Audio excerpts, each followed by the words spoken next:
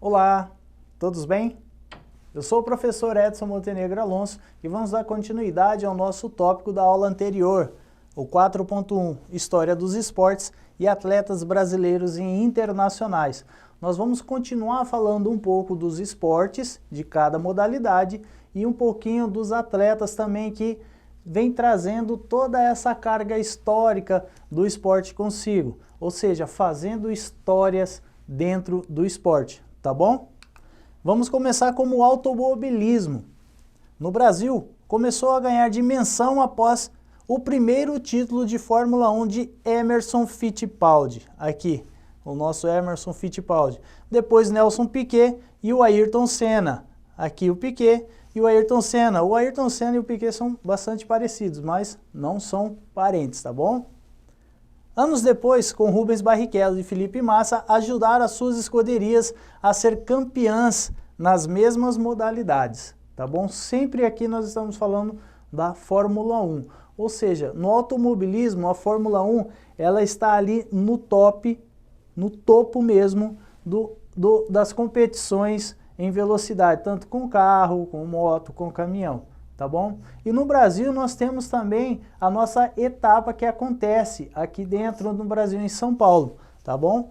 No Autódromo de Interlagos. Aqui nós temos uma foto aérea e uma dimensão do tamanho que é o autódromo, tá bom?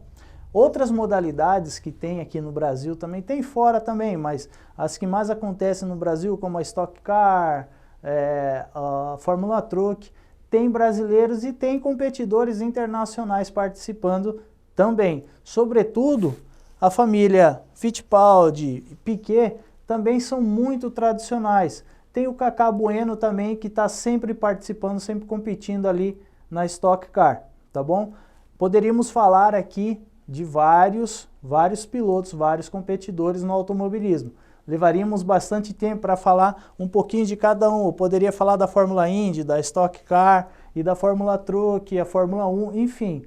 Para vocês terem uma noção, tem uma competição de automobilismo com carros muito parecidos com a de Fórmula 1, que acontece com times de futebol.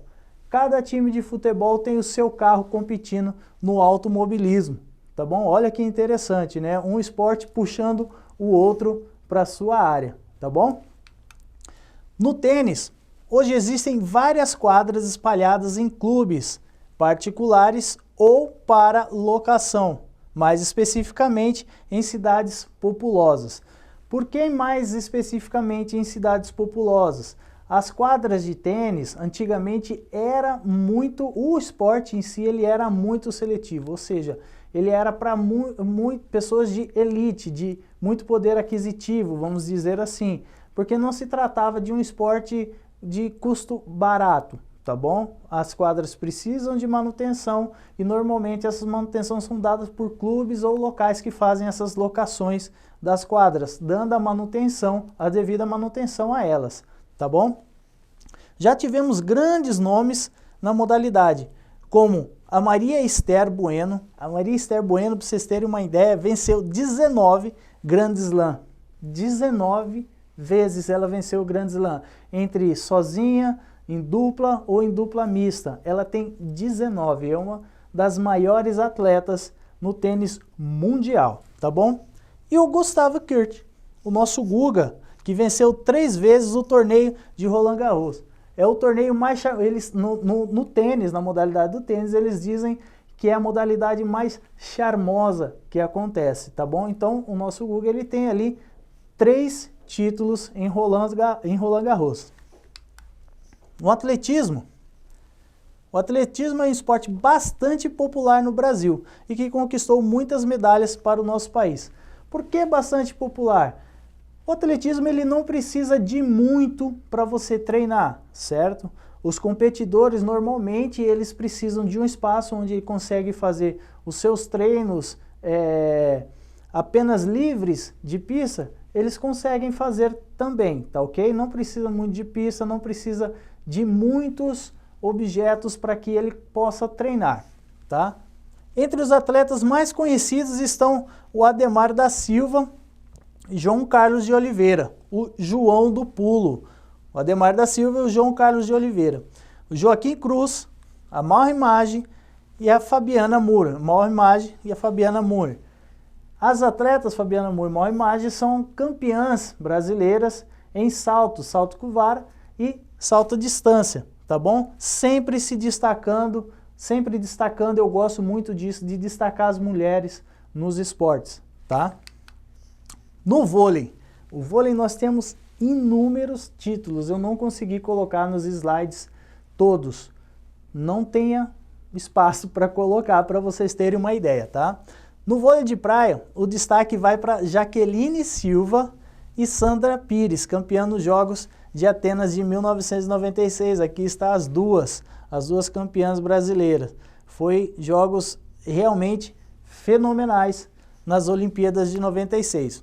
No vôlei feminino de quadra, o Brasil possui 4 Olimpíadas e 7 Grand Prix, tá bom? Tem mais títulos que eu poderia colocar, mas não ia dar aqui, tá bom? Ia ser não só cansativo para vocês lerem, mas levaria muito tempo para eu falar desses títulos. Agora, o masculino, para vocês terem uma ideia, são 5 Olimpíadas, 7 Liga Mundial, 2 Campeonato Mundial, Copa do Mundo, são 2, entre outros títulos. São vários e vários títulos.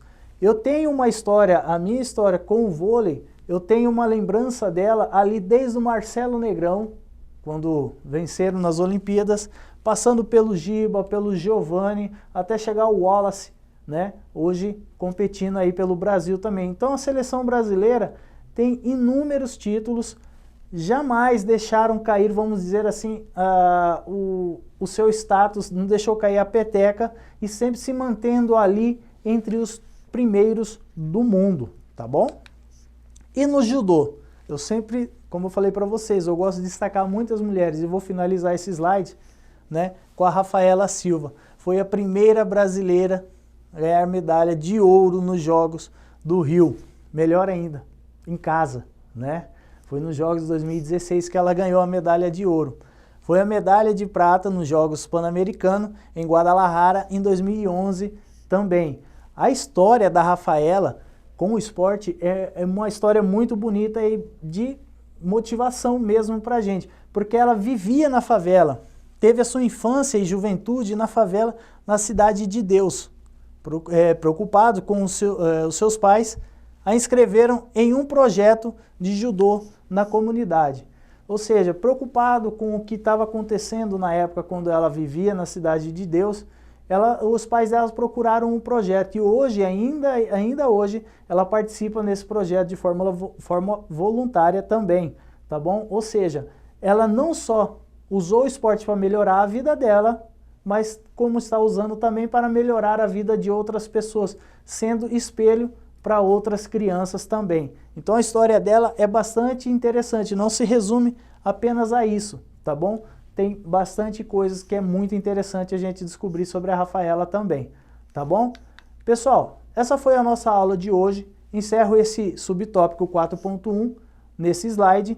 Espero que vocês tenham gostado e desejo a vocês bons estudos. Até a próxima!